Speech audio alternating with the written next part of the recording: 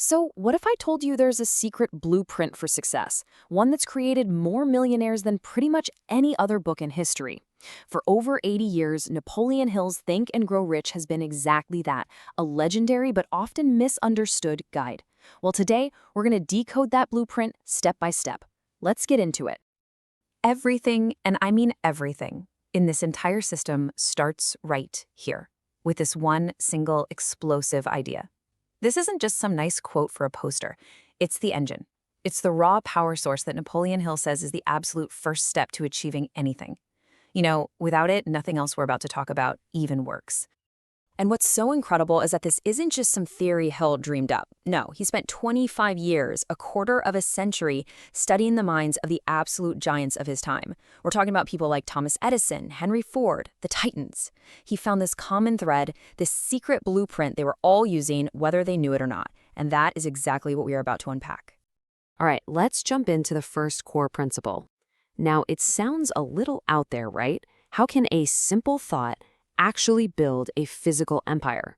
Well, Hill gives us this perfect and really famous story to show how it works. Okay, so here's the scene. Henry Ford gets this idea stuck in his head. He wants to build what we now know as the V8 engine. And he was super specific. All 8 cylinders had to be cast in one single block. So he takes this idea to his engineers. These are the best of the best, the experts. And what do they say? They're all in agreement. They run the numbers, they check the designs, and they come back with this absolute verdict. It's impossible. It just can't be done. According to all the engineering knowledge they had at the time, casting an 8-cylinder block in one piece was a total fantasy. And this is where it gets good. This is the moment that shows the raw power of a thought. Ford didn't argue with them. He didn't get into the technical details. He just gave them a simple command: produce it anyway. See, his thought, his vision, was more real to him than the so-called facts his experts were giving him.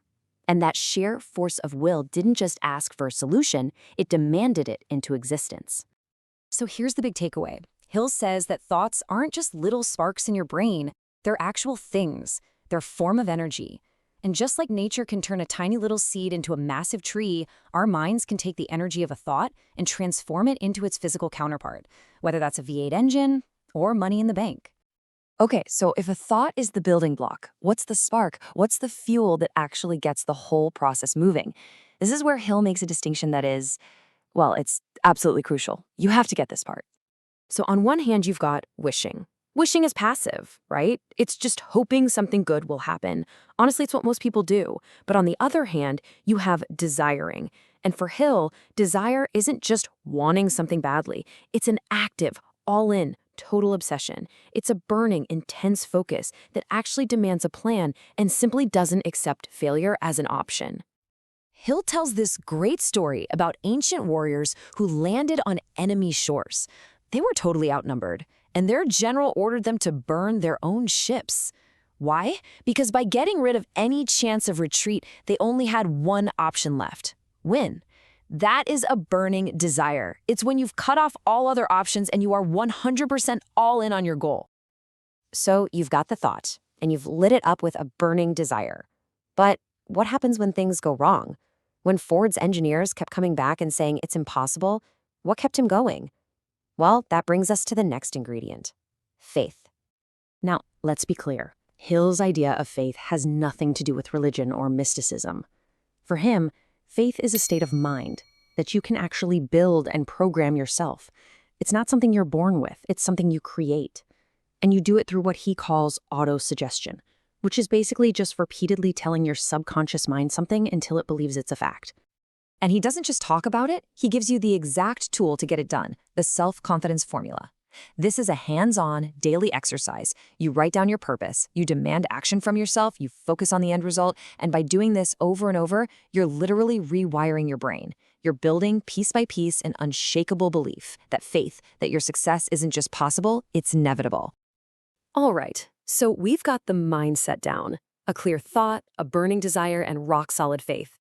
Now we get to the nuts and bolts, the how-to. How do you actually take all this mental energy and turn it into a real-world plan of action? This is probably one of the most famous lines from the book because it completely shatters a myth we all grow up with. We're always told knowledge is power. Well, Hill comes along and says, nope, not quite. Knowledge is only potential power. By itself, it's actually kind of useless. Think about it like this. A huge library is just a building full of information. It has tons of potential, but it doesn't do anything until somebody comes along, takes that information, organizes it into a plan, and uses it to solve a real problem. That's the moment knowledge becomes actual power. The real work starts after you leave school, when you start organizing what you know and putting it to use. So where do you get all this specialized knowledge you need? Hill's brilliant answer is the mastermind. Get this. Andrew Carnegie, one of the richest men ever, said he knew almost nothing about the technical side of making steel, but he surrounded himself with a team of experts who did. By getting them to work together, they created what Hill called a third mind, this incredible combined intelligence that was way more powerful than any one of them alone. Okay, now we're going to bring it all home. We've gone from the invisible power of a thought all the way to the practical steps of making a plan. This is where you see how all the pieces of the puzzle fit together to form the complete blueprint, the one that puts you in the driver's seat. So here it is, the blueprint in a nutshell. It starts with that single burning desire. Then you build unshakable faith using autosuggestion. From there, you go out and get specialized knowledge, usually with a mastermind group, and you shape it into organized plans. And then, the final crucial step, you act on those plans with decisiveness, and you never, ever quit. You see any failure as just temporary. This incredible line is what Hill says you finally realize when you truly understand these principles. It's this profound understanding that your life isn't just random. You are in control. By mastering your own thoughts, you are the one steering the ship. You are the captain. And that brings us right back to you.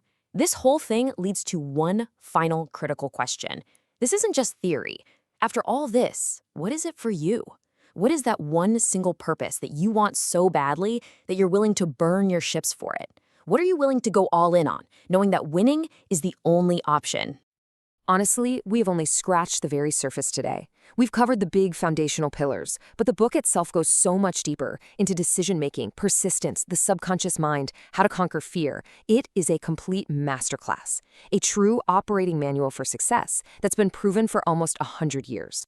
So, if this blueprint is speaking to you, your very next step needs to be a decisive one. Don't just let these ideas fade away. To really make them yours, you've got to dive in. So click that link in the description right now and get your own copy of Think and Grow Rich. And to keep decoding the world's most powerful books, make sure you subscribe to MindSwitch Books. Thanks for watching. If you like this video, consider subscribing to the channel and let me know in the comments what other content you'd like to see here. The link to purchase this book is below in the description. Thank you and see you next time.